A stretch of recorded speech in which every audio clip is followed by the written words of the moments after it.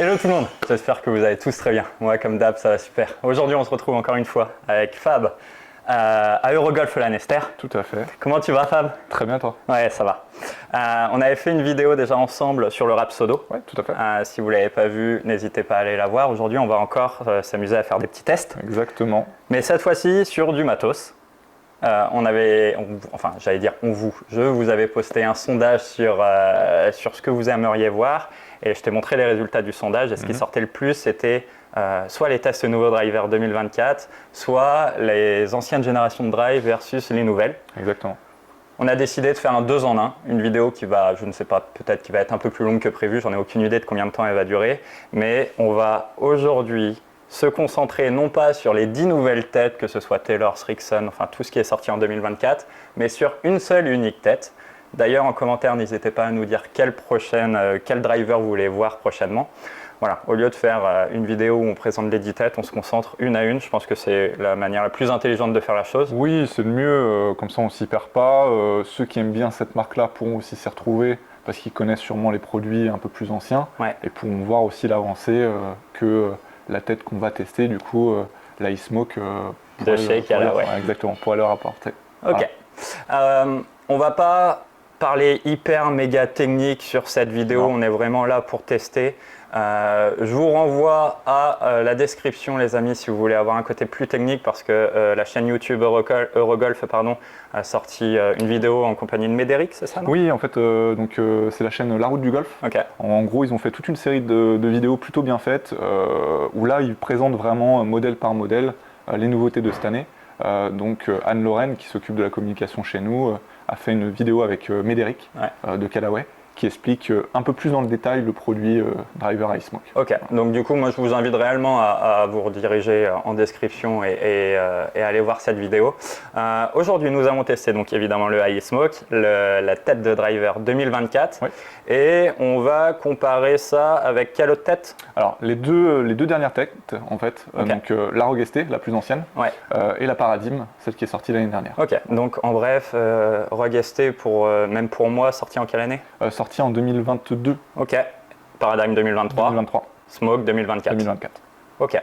Donc pour réaliser ce test, déjà il va y avoir ma personne qui va taper des balles, va y avoir aussi Fab. T'es combien d'index Fab? Alors moi 8. Ok. Voilà. Et t'as plus trop le temps de jouer au golf. Et Paul, qui travaille aussi ici. Exactement. Qui lui est un très bon golfeur. Ouais, il est autour des 2 de mémoire. Ouais, 1 ou 2 il me semble. Donc du coup ce serait intéressant d'avoir des datas différents entre quelqu'un qui a 8 d'index, quelqu'un qui est 4 d'index, pardon, quasiment 5, et quelqu'un qui est 1 d'index. On va le monter sur un shaft, quand je dis prédéfini en l'occurrence, le Tour AD. L'idée c'est, on ne s'est pas trop compliqué la tâche, on n'a pas peaufiné les résultats. Dans l'éventualité de toute manière où on va avoir des datas un peu plus précises et voir quel est son driver idéal, on peut venir te voir. Ouais, carrément. L'idée là, c'était vraiment de partir sur les mêmes shafts, sur les mêmes têtes, pour parler de la même chose en fait, d'avoir le ressenti et que ça soit vraiment juste la tête qui définisse ce ressenti et ses performances. Par contre, oui, si vous voulez faire un fitting, il n'y a aucun souci, vous prenez rendez-vous directement au magasin. Et Callaway sera aussi présent pendant la fitting week qu'on organise, donc du 12 au 16 mars. Et Callaway sera là le samedi 16 mars en magasin avec toute la nouvelle gamme iSmoke. De toute façon, si vous voulez vous tenir informé de ce qui se passe chez Eurogolf à Lanester, il y a le petit Instagram qui s'affiche et je rajouterai aussi la petite affichage de tous tes futurs fittings. Comme ça, au moins, vous avez toutes les dates, les amis. On attaque? On attaque. Allez, Rogue ST.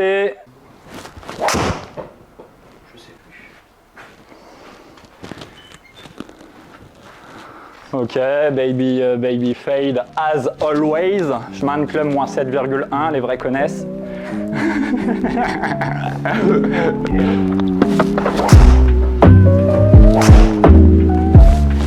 Oh, j'ai failli lâcher le grip. Non, ça tient bien, il n'y a pas de doute, hein, mais tout se passe bien les gars.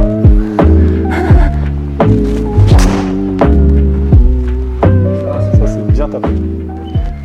Mais ça c'est chaud. Ok, bon c'est mon raté habituel. Ok. Donc ta tendance c'est ton raté habituel. Ouais. Donc pas mal. Ok. Clairement. C'est oui, je joue en fade, en gros fade, tu vois. Le problème, c'est que quand elle tourne pas en fade, elle reste à gauche. Elle fait gauche-gauche. Ok. Donc Paradigme 2023. Ok. Poids réglable à l'arrière. C'est ça. Ok. Et là, tout est réglé en neutre. Ok. Il est super beau pour le coup, avec la lumière qui reflète sur la face de club, qui fait un bleu océan là, il est super beau.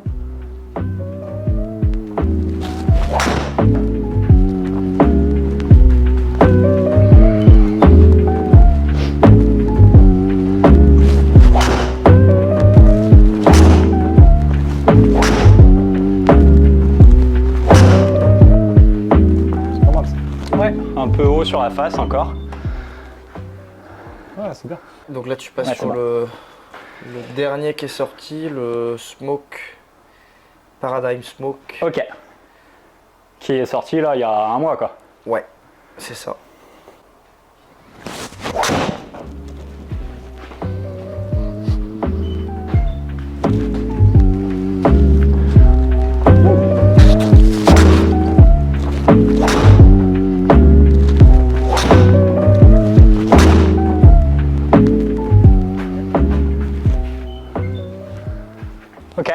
Ok, donc 15 balles tapées, on a fait, pour être très précis, Rogue ST, Max.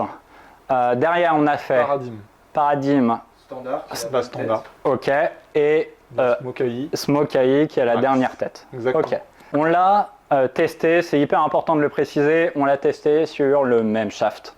Absolument le même shaft et les mêmes réglages. Tour AD en stiff, En stiff. 60 grammes. 60 grammes, merci Polo.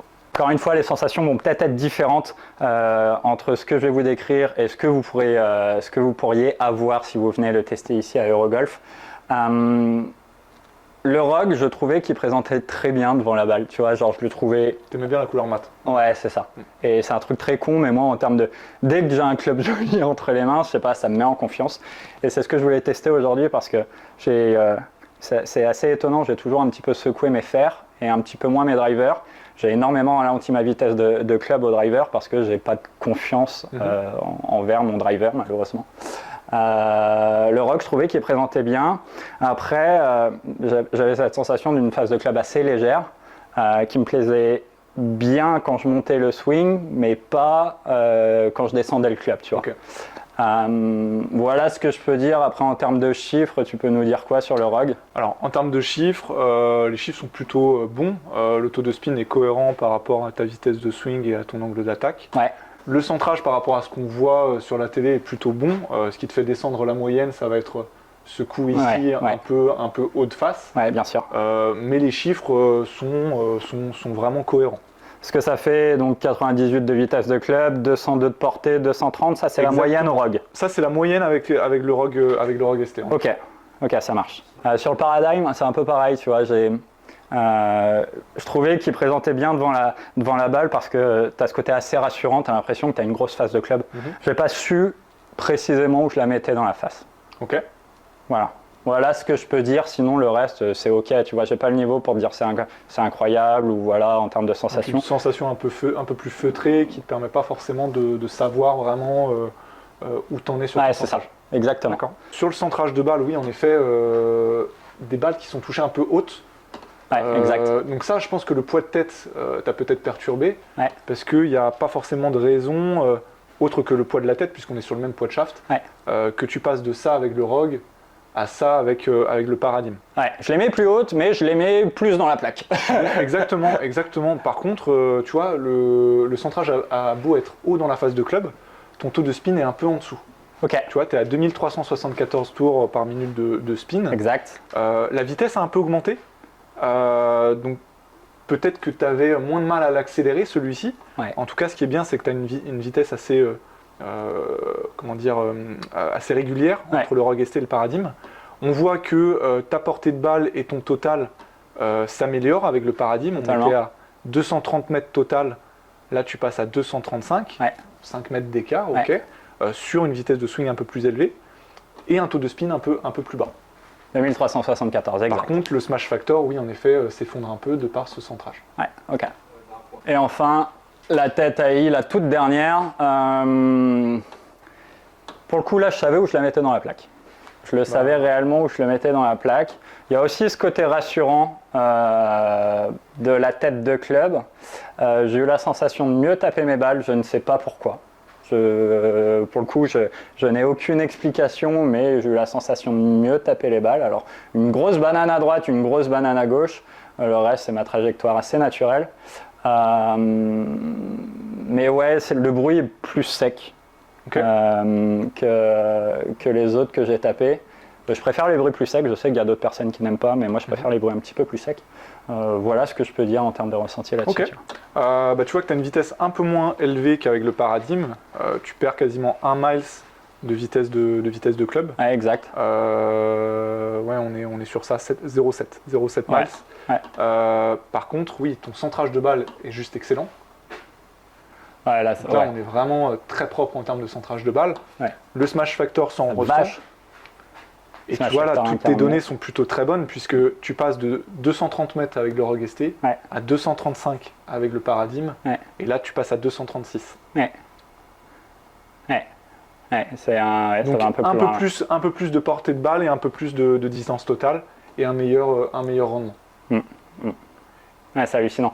C'est hallucinant et après, je pense que d'ailleurs, et dites-le en commentaire si ça vous intéresserait, mais là, on l'a testé sur un seul et unique shaft. Je trouvais que c'était important de tester sur le même shaft parce que c'est quand même le moteur du bordel, tu vois. Mais ouais, si vous voulez une vidéo sur les shafts et tout, n'hésitez pas réellement. Mais tu vois, même si j'ai eu le même shaft monté, en termes de sensation de poids et d'espace, comment je vais expliquer ça, tu vois? J'ai eu plus la sensation de savoir où était ma face de club sur le Paradigm que sur le Smoke. Par contre, il y a un moment, faut dire ce qu'il est, j'ai mis tout pleine plaque sur le Smoke, quoi. Ouais. Donc, alors, le travail a été fait, il n'y a pas de travail qui a été fait de fitting pur. Donc, on n'a même pas travaillé sur le shaft, on t'a mis juste un shaft de très très bonne qualité que tu connais. On t'a monté les 3 têtes et terminé. Là, le prochain travail, si tu souhaites changer de driver, oui, en effet, ça va être un travail sur le shaft et voir lequel te correspond mieux et avec lequel tu as le moins de dispersion. Là, en termes de performance pure, on voit que tu as moins de mal à la centrer, que tu es plus à l'aise avec. Donc voilà, il y a juste pas photo, oui, c'est vrai, entre les 3. Polo est un index, il tape très très bien la balle. Donc on va avoir des datas plus précises en termes de technicité que moi. Pas trop faire de saucisses.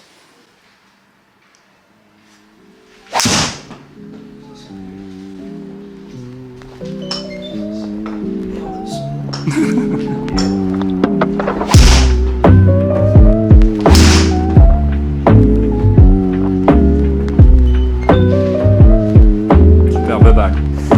Un peu mieux. C'est vrai que moi aussi j'aime bien cette tête, c'est celle que je joue. Je la joue en... C'est celle que tu as dans le sac? Ouais, je l'ai en Max LS moi, donc c'est la tête qui met pas de spin. Mais j'aime bien cette face là. J'aime beaucoup cette, comme tu disais, ce côté mat. Je la trouve assez jolie. Ouais, c'est le même réglage, 10,5 moins 1, et c'est la tête Paradigm, que je trouve un peu plus lourde, déjà, en sensation, par rapport à l'autre. Même au toucher, tu sens que c'est un peu plus...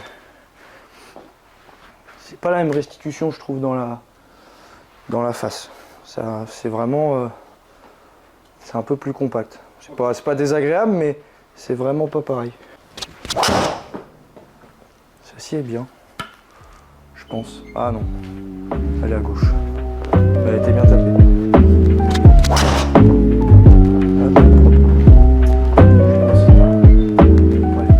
Déjà, tu vois, quand tu la tapes bien, c'est vrai que c'est assez dingue.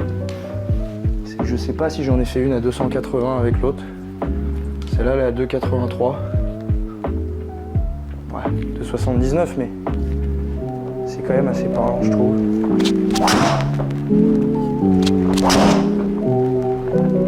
Celle-là, elle est grosse. Ah non, 278. Ah non, que 2,80, excuse. Non, je pensais qu'elle était plus longue. Mais je sais pas comment je suis en ratio par contre. Bah là, il n'y a juste pas photo. Je crois que j'ai mis une saucisse, c'est tout. Je gagne quoi?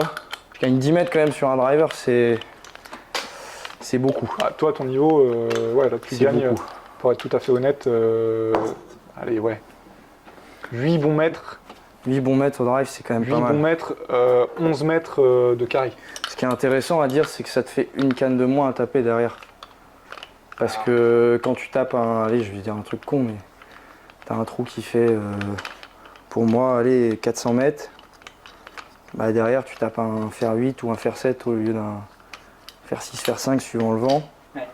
Bah forcément, ta déperdition, elle est moins grande et tu touches plus facilement le green, quoi. Ouais, mille fois. Donc derrière, tu peux un petit peu améliorer ton score comme ça. Et il faut savoir que c'est pareil pour que tu aies un niveau élevé, ou que tu sois débutant ou 15 d'index, enfin peu importe l'index en fait. Plus tu as un coup court, entre guillemets, derrière, plus c'est facile de toucher le green. Et après, tu fais moins de putts globalement, ou t'as pas à te battre pour sauver des chip putts, etc. quoi. C'est là que c'est intéressant d'avoir un drive calé dans le sac. Donc là, on est sur là. Là, on est sur l'AI, dernière tête. C'est celle qui pose le mieux de mon point de vue. Hein, c'est perso, hein, mais je la trouve très rassurante à l'impact, opposé, pardon. Et après, on va voir en termes de perfo ce qui en découle, mais elle est très rassurante.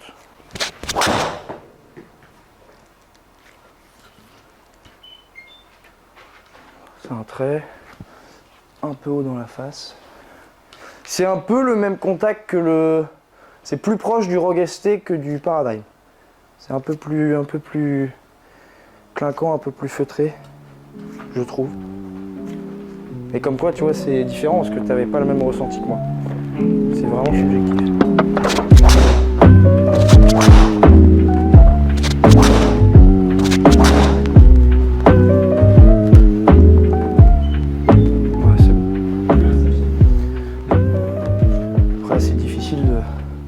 Si j'avais encore gagné 10 mètres, ça aurait été un peu abusé. Ressenti dans les grandes lignes, gros, même si tu en as parlé. Il pose mieux, de mon point de vue. Il est un peu plus rassurant, alors sachant que c'est la tête, ça c'est vraiment la tête entre guillemets pour tout le monde, okay, dans les grandes lignes. C'est ce qu'ils disent chez Callaway. Donc, c'est une tête qui est jouée sur le tour aussi, beaucoup. Parce qu'elle est, je crois que Julien Brun, il joue celle-là. Oui, de mémoire. Tout le staff Callaway.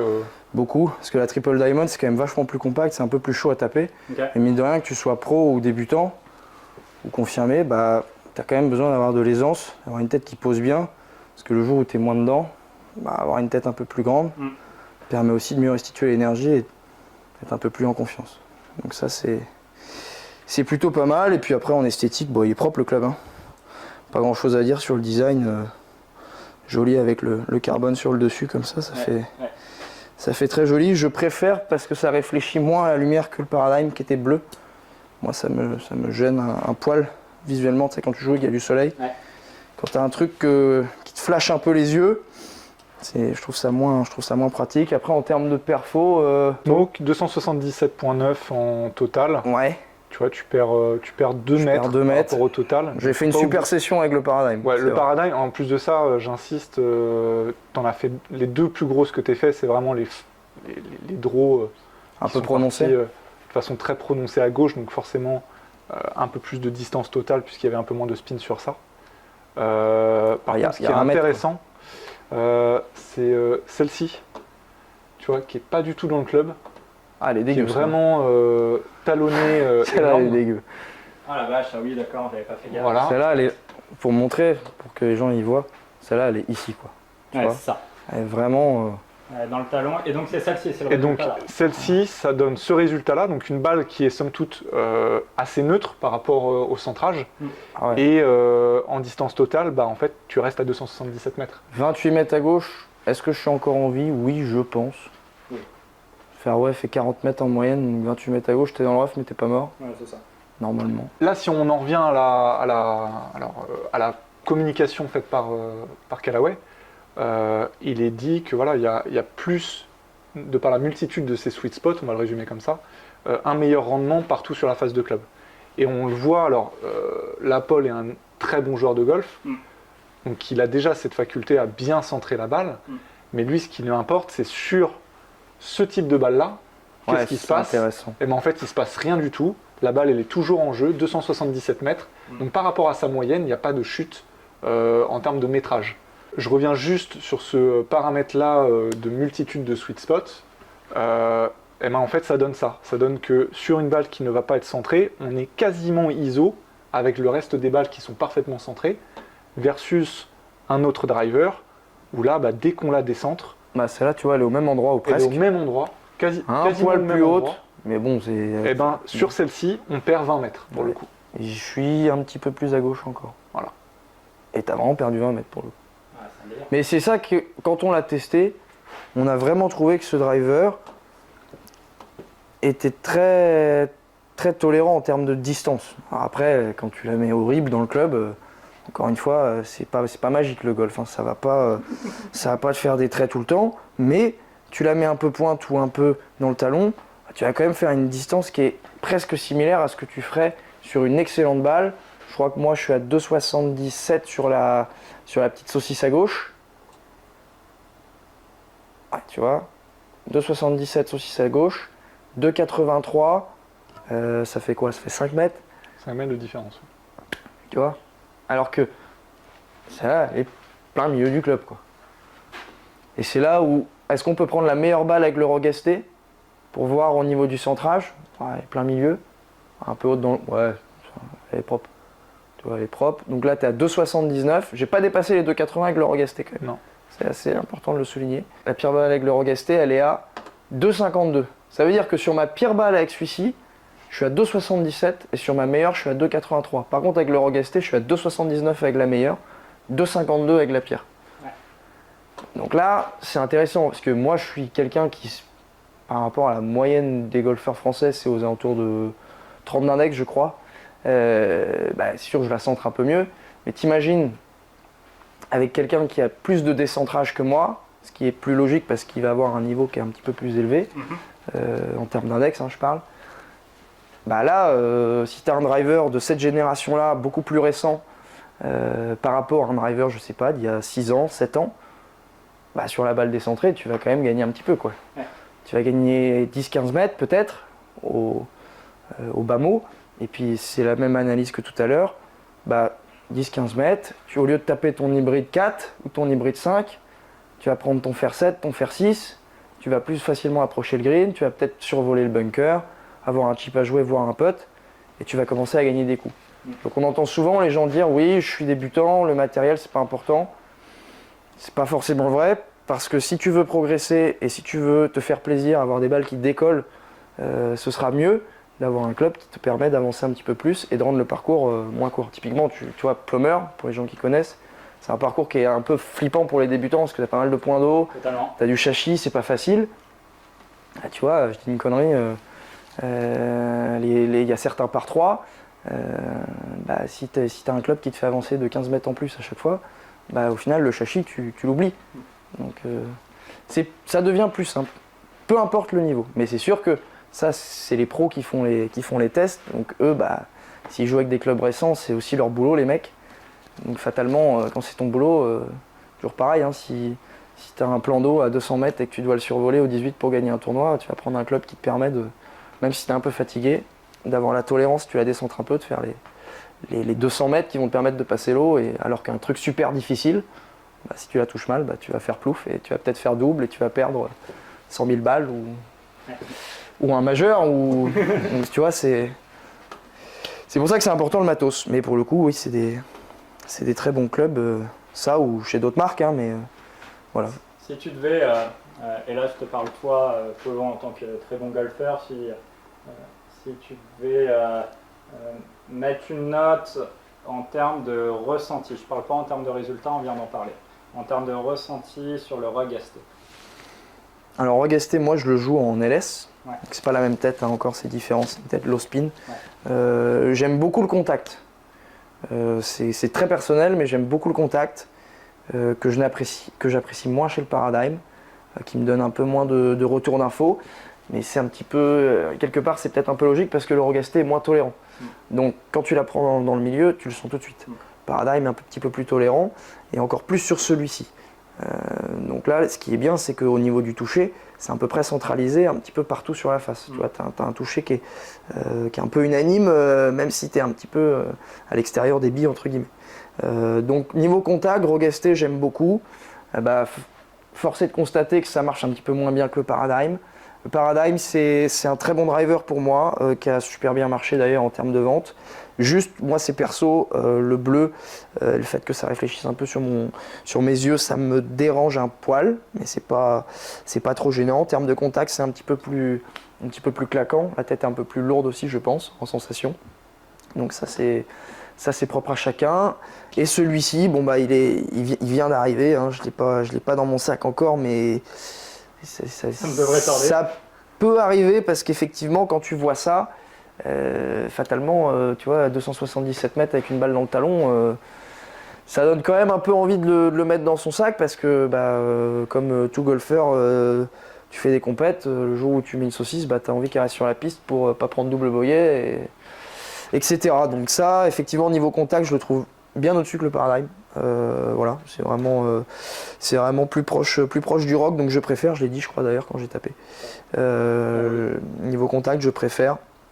Et puis après niveau tolérance, c'est quand même top. Et au niveau du look, ce look un peu plus mat, carbone mat, me rappelle un peu plus mon Rogue, donc je préfère également. Et ça c'est hyper subjectif encore une fois. Ça reste juste esthétique, mais en termes de perfo, c'est top. Il n'y a pas à dire, ça marche nickel. Ok. Donc voilà pour ça. Bon, à ton tour, mon Fab. À mon tour. T'es sur le Rogue ST. Alors on commence, oui, par le Rogue ST. T'as monté un autre shaft que celui qu'on a tapé. Ouais, parce que je me suis dit qu'on allait un peu changer. Donc là, Ah, je suis sur un Hazardous Black. Ok. Voilà. Je voulais faire un peu différent de vous. En X. Non, en stiff. Ok. Là, je me mets un petit stiff parce que c'est le matin. Ouais, donc, pour chauffer la bête on tranquille. va pas mettre tout de suite des grosses barres. Elle peut être juste incroyable si elle revient, celle-ci. Bah, elle est incroyable. Elle est bien. Elle est très bien. Alors c'est vrai que le Rogue ST pose vraiment très bien. Et le côté mat là, c'est vraiment Je l'aime chose beaucoup que aussi. j'aime.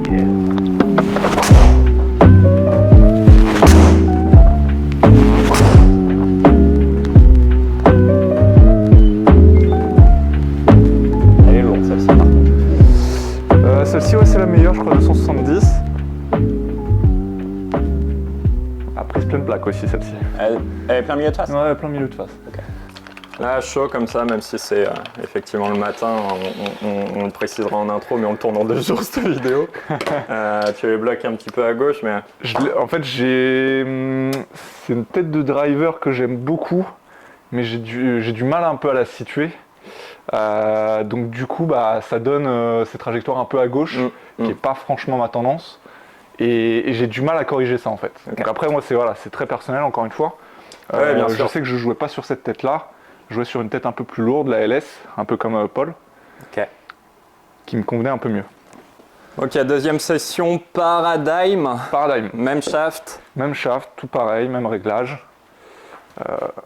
Et on va essayer d'avoir le même swing.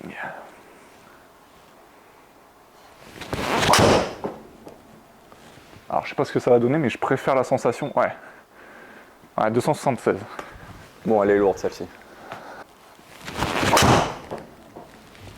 Celle-ci va être décentrée, mais tu vois,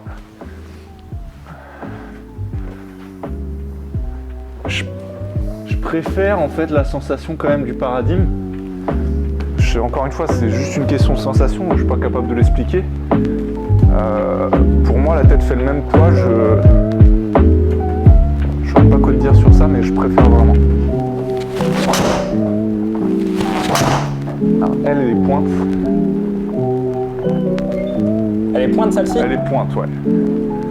Elle est clairement pointe, d'ailleurs tu le vois. Bon, on le verra en data précisément, mais effectivement elle est pointe. Ok. Et je vais essayer de t'en prendre une talon. Talon? Léger. Et tu vois... Léger talon quand même. Un talon comme ça me va. Donc là, tu as une pointe, je crois que tu en as pas mal au centre, et après un talon. Globalement, super. Les sensations sont vraiment bonnes avec le Paradigm. C'est un super driver. Et je m'y retrouve beaucoup plus en termes de sensations que le Rogue ST. Ouais. Encore une fois, c'est super perso. Mais là, tu vois, si on regarde les stats, c'est clairement un driver que je pourrais mettre dans le sac, quoi. En termes de dispersion, il n'y a juste pas photo.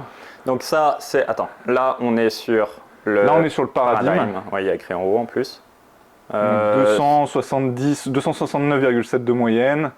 Vraiment pas beaucoup de dispersion. Tu le vois. J'en profite pour montrer aussi où tu l'as mis dans la face.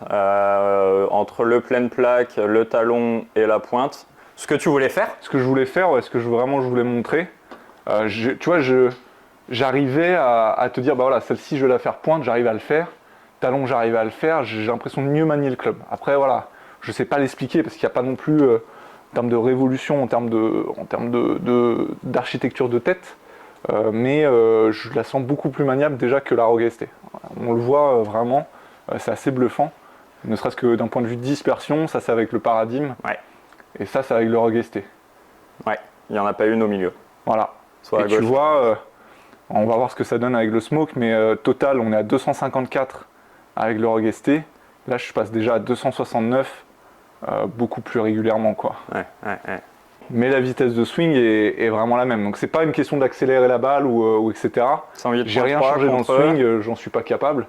Mais tu vois, 108,3 de vitesse de club avec le Rogue ST, 108,8. Bon, voilà. Oui, voilà. Bon, dernier drive, on est cette fois-ci sur driver 2024 Callaway, le Smoke.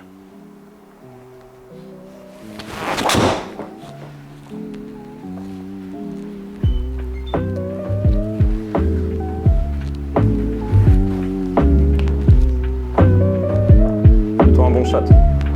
Pour une, bien centré. pour une balle qui est basse dans la face.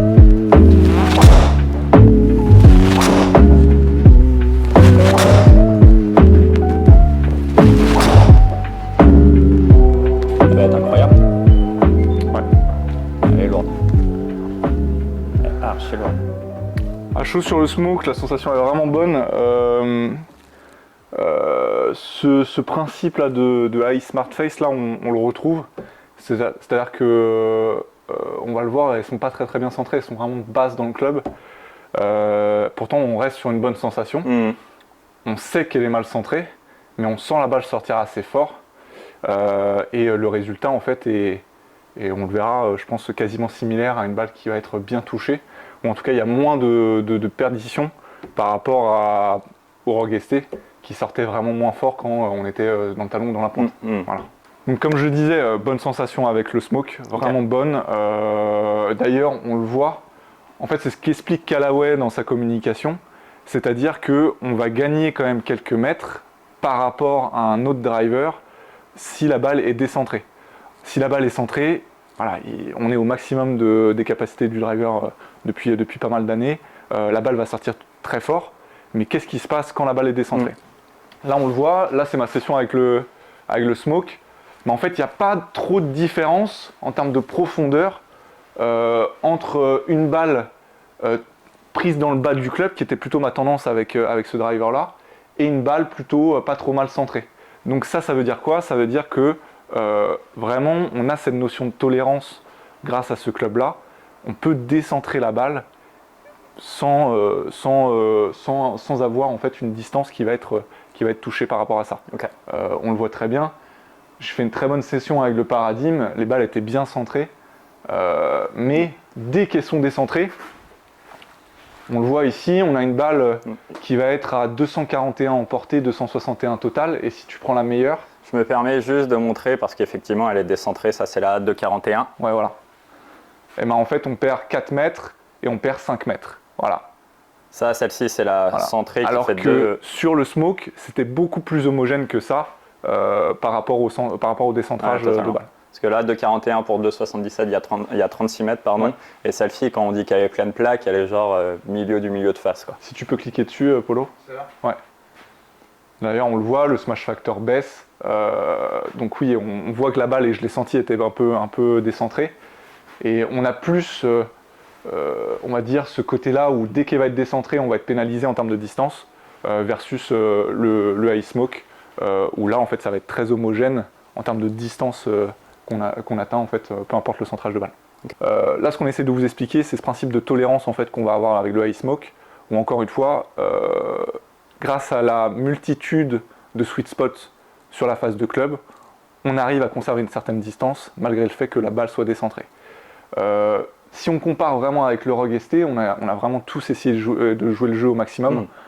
On voit que dès qu'elle est décentrée, là ça va poser problème. Là tu vois, on est à 255 mètres en moyenne avec le Rogue ST, quand avec le Smoke, on est à 265 mètres.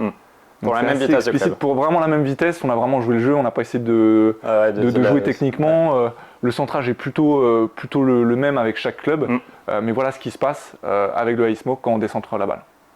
Plus de performance. Les amis, j'espère que vous aurez apprécié cette vidéo. Fabio, merci pour le temps que tu m'as accordé encore une fois. Ça a été un plaisir. Dans les grandes lignes, même si chacun a donné son ressenti sur ces différentes têtes de clubs qu'on a essayé, moi je l'ai dit en toute honnêteté, ce qui m'a semblé le plus flagrant, ça a été mes contacts de balle, en tout cas mon centrage de balle sur le smoke, où j'ai tout mis dans la plaque, ce qui est assez bluffant. Et pourtant, en termes de sensations, c'est pas celui-là qui ressortait le plus. Mais il y a un moment, faut dire ce qu'il est, on joue au golf pas pour des sensations, pour taper un score. Plutôt pour donc, bon, voilà. Donc je pense qu'effectivement, la smoke, pour moi, c'était peut-être quelque chose qui me convenait un peu plus. Je fais une petite parenthèse. Faudra quand même que je m'entraîne au driver, parce que 98 de vitesse, c'est quasiment ma vitesse de fer 4. J'ai mis un fer 4 à 2,10 tout à l'heure, je mets 25 mètres de plus au driver, bref j'ai un problème avec ça, mais c'est pas le sujet de cette vidéo. Paul a tapé, il a fait une super session avec tous les drives. Ouais, il a fait une super session, c'est un bon joueur, il joue très bien le drive, c'est un très bon joueur de driver. Ce qui est vraiment ressorti, c'était ce qu'on va dire aussi sur ma session, et aussi sur la tienne d'ailleurs, c'est-à-dire qu'il y a un vrai gap entre le Rogue ST et le Smoke, ça a été le fil conducteur vraiment assez flagrant du début à la fin de la session. Et ce qu'on retrouve dans la communication de Callaway, à savoir cette face qui, même sur les coups décentrés, en fait, permet de conserver une certaine distance. Et ça, on l'a retrouvé puisqu'on va être beaucoup plus homogène sur les distances avec ce driver-là, comparé à un Rogue ST ou même un Paradigm où les sessions étaient plutôt pas mal avec ce driver-là. Voilà. Eh bien, écoutez les amis, j'espère que vous aurez apprécié cette vidéo. Je pense qu'on a tout dit, que cette vidéo est plutôt complète et j'espère qu'elle vous aura plu. N'hésitez pas à aller sur l'Instagram de Eurogolf. Encore une fois, merci Fab pour le temps que tu m'as accordé, un plaisir. Et n'hésitez pas aussi à nous dire en commentaire quelle tête vous aimeriez voir très prochainement. On vous fait des bisous, ciao tout le monde. Ciao.